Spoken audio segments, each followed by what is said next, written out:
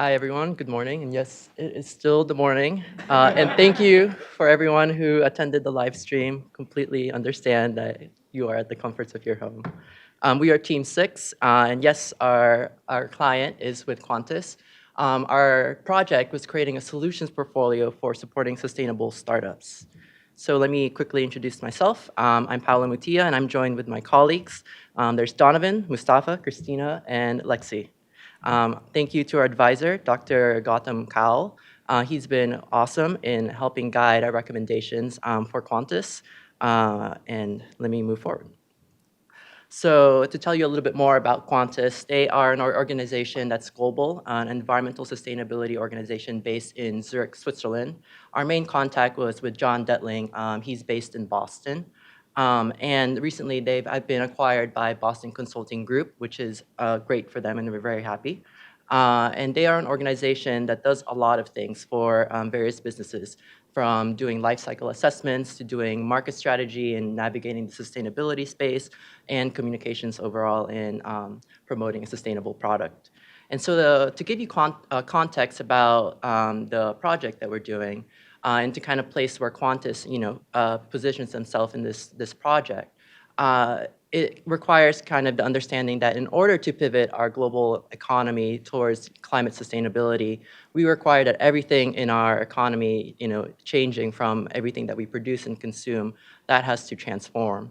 And so for businesses, they have to transform towards more sustainable initiatives and practices. And so for those ideas, they will mainly come from sustainably disruptive companies, startups, that will need to thrive and go against these well-resourced companies. And so that's where Qantas fits in.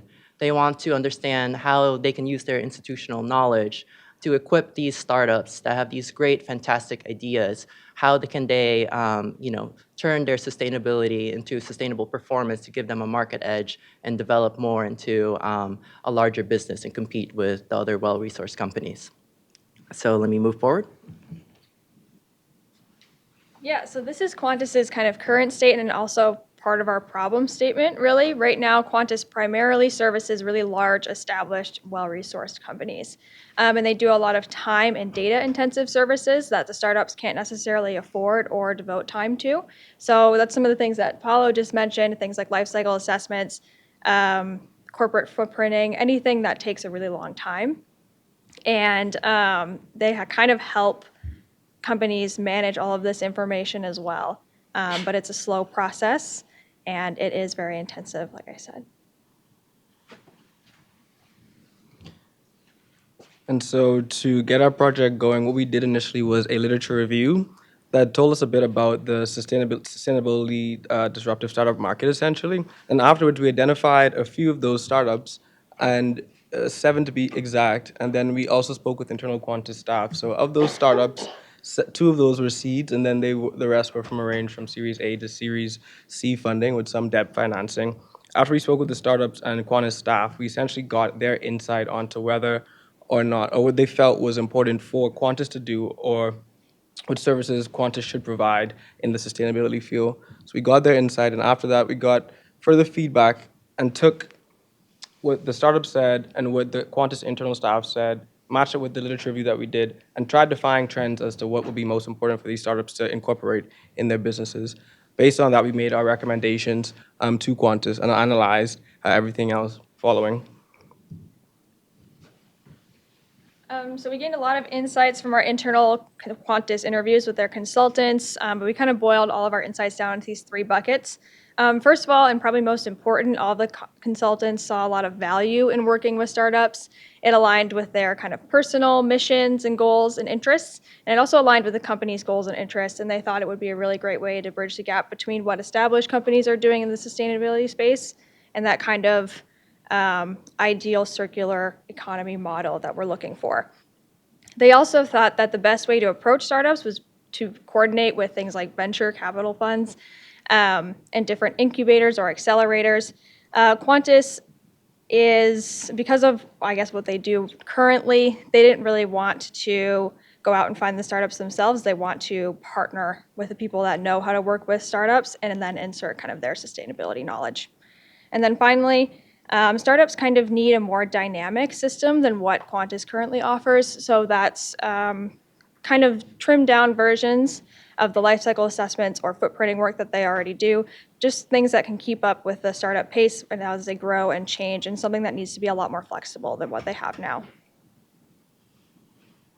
And from the startup end, startups essentially wanted to be connected to more established or larger companies to increase the knowledge of their organization on sustainability and sustainable practices. They also wanted a certification kind of process to make them stand out from competitors. So if their science essentially was more proven than someone else's science, they wanted that to be clear and a fact that they can use for marketing, as opposed to something that's like greenwashing.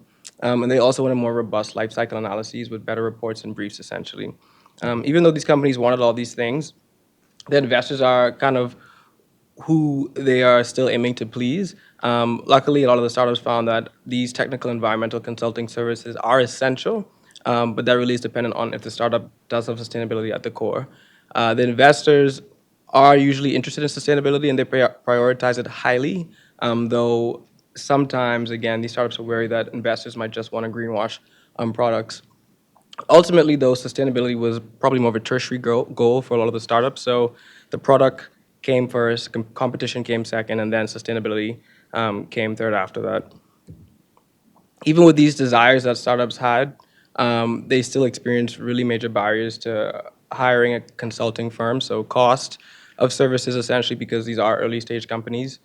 Timing. So oftentimes startups only have maybe 3 to 5 persons involved working in it. So there's not always enough personnel there. So then that goes into staff limitations as well. So otherwise, the startups will probably in the future outsource their services, find new personnel, or forego the services in general. And lastly, Qantas wanted us to find out if the startups themselves were willing to pay for their services, and startups were willing to pay, though they would not pay in equity as to not dilute it. They preferred a more one-off payment method as opposed to like a yearly subscription service to these consulting services. And they are willing to share IP, but only with robust NDAs and public patents only. So still some limitations there. Okay, so these are our conclusions and recommendations. We split them into mission case and business case per what Qantas was sort of asking us for. So Qantas is really for a for-profit company, very mission-driven, and their mission is to support radical change to the current economy. So based on what we heard from literature and from staff, there's really a strong conclusion that startups are the way to achieve this. Startups are essential to achieving this and therefore essential to Qantas's mission. However, not all startups are created equal in terms of impact. Of the sort of 5 sectors that make up the majority of greenhouse gas emissions, Qantas really only has existing expertise in agriculture. So if Qantas's goal is to maximize its impact, then we are recommending that they seek sort of connections and build expertise in these other 4 sectors, potentially by doing some pro bono work to sort of build their chops, so to speak. But we did recommend a couple of for-profit options for this as well. One would be to establish a technology-neutral certification program for early-stage startups. This would help Qantas get connections and exposure in new sectors that they could then use to sort of jump off into larger impact in those sectors. The other would be for more later stage clients to conduct materiality assessments, which would, again, allow them to sort of do a broad landscape survey of sort of how those startups can impact sustainability so that, and also, in the process, learn a lot about those sectors. The business case was a bit more challenging, mainly for that cost reason, but also because of some misalignment between what startups said they wanted and what Qantas was willing to offer. So while startups wanted dynamic tools that they could use again and again, Qantas, we heard from staff, had decided during its strategic sort of planning that they would not enter the software as a service market. And again, while we heard that startups really cared about what investors thought that was their main audience, and sort of connecting sustainability to their value proposition, Qantas does not really have, we heard from staff, Qantas does not really have expertise in the field in sort of business development, investment cycles, that sort of thing. And then again, startups really needed a way to prove their sustainability claims on the market, but staff viewed offering a certification as very risky. We did, however, manage to develop some recommendations for the business case. These are in rank order, with number 1 being our top recommendation. Our top recommendation was for Qantas to work with incubators and accelerators to sort of use their infrastructure for finding startups and build on their business development offerings by offering sustainability services as well. And then the sort of second, so if this doesn't work for Qantas, these are, a list of other options they could choose from, all with sort of some limitations, such as, number 2, staff were nervous about this, so there could be barriers to implementation. Number 3 doesn't really help Qantas identify new startups, which is one of their big challenges. And then number 4, kind of established companies may not be that interested in very disruptive, radical startups. So this would not help Qantas, sort of engage with those companies. They would tend to sort of go toward the more incremental startups with that option. And that would kind of undermine their whole reason for doing this. So again, here are acknowledgements. Thank you so much to the Dow Foundation and the Dow team, as well as our client.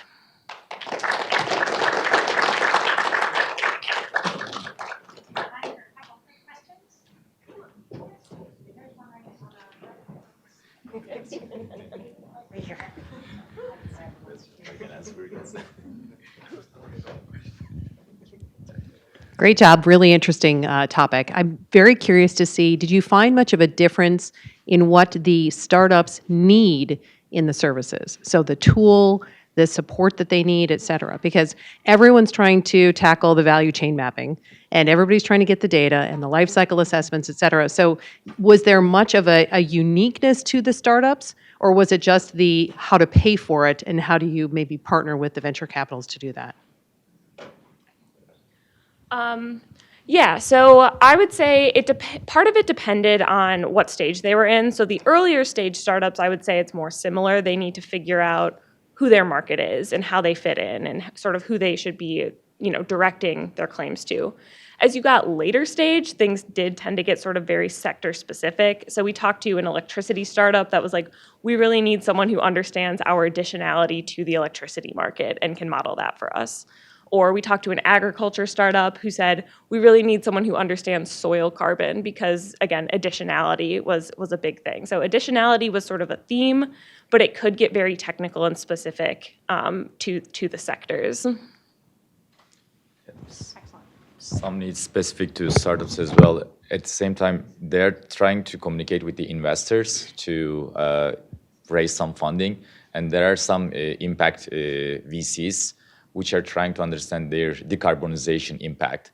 So usually startups, they don't have any resources to calculate their decarbonization impact early on. So this is one of the main needs that they need because they can justify why VC firms or other governmental agencies should fund their project instead of other thousands of projects in the market. Maybe one more quick question. If there's one out there. Yeah, we have time. Oh, we do? Oh, okay, sorry. I felt like I was rushing. We were being, so sorry. Other questions? Cool. Here. So were your recommendations affected at all by the fact that Qantas had been acquired by another consulting firm? Like, do they help meet any of those requirements, or did that shift anything you guys were thinking and shape any of the requirements you showed to us or recommendations? Yeah, I can try to tackle this question. We had a meeting with them after the acquisition announcement. So they suggested us continuing our project as nothing happened. So our recommendations are not based on the recent news. But what I would expect, probably BCG will help them on the business development side because they have more connections, and then they will keep Qantas as a standalone organization because it has such a great brand in the market, in the sustainability consulting area. So I think they're not gonna keep it inside the BCG. That's our observations. Our recommendations came from, as we mentioned, there are 5 main industries. And recently, Qantas mostly doing projects in apparel industry, fashion industry, some retail and CPG, consumer products goods. That's why they're also touching agriculture. but they're doing nothing at all in other major carbon-intensive industries. This is how we came to our conclusion.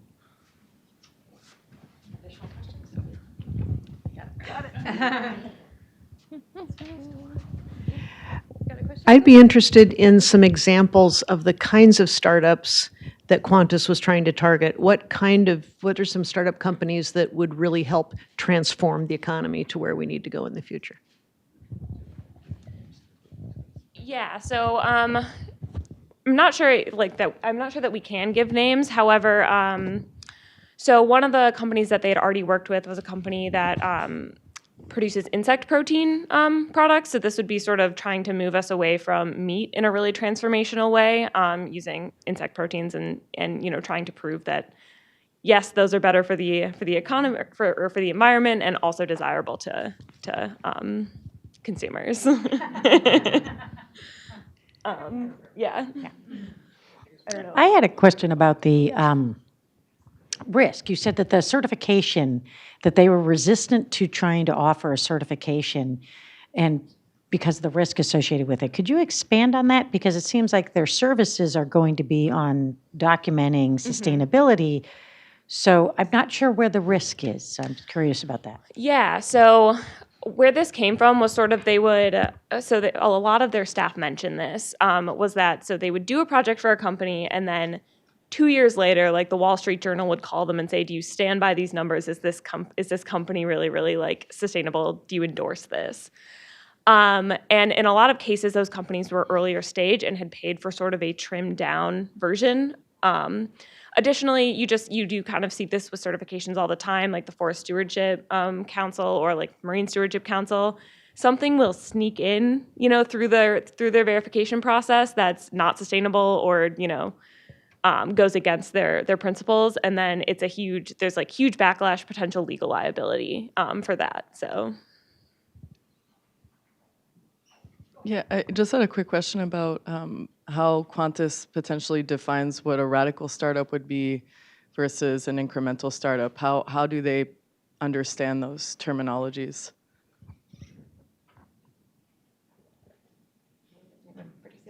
Yeah, I think it's based on the decarbonization potential, like two phases, I think. Like the first one, how it is that startup is changing its ecosystem, like in terms of innovative solution. And the second part is, while it's bringing innovation, is it sustainable? I think they're looking at these two main questions.